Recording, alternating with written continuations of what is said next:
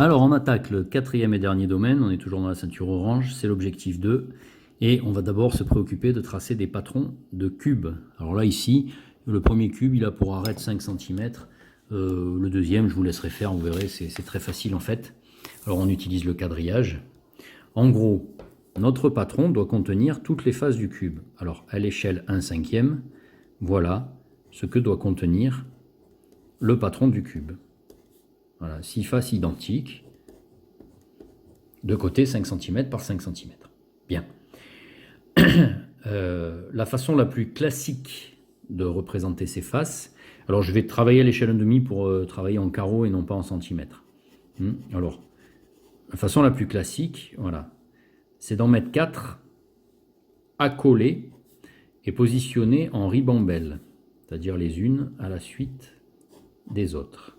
Voilà, excusez-moi, je le fais à main levée, c'est pour aller plus vite. 3, 4, voilà.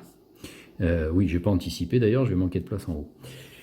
Ensuite, il nous reste 2 faces à positionner, donc, eh bien, on a toute liberté de les positionner sur celle-là, mais certainement pas dans la foulée, parce que là, ça ne fonctionnerait pas par pliage après. Et ce qui compte surtout, c'est qu'il y en ait une d'un côté, une de l'autre. Il ne faut pas que les deux soient du même côté. Voilà. Après, si je veux positionner une face ici, j'en ai tout à fait le droit.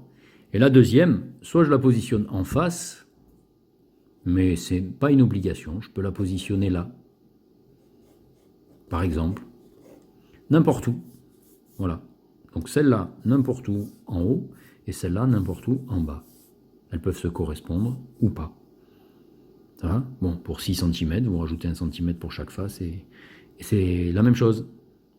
Allez, à plus.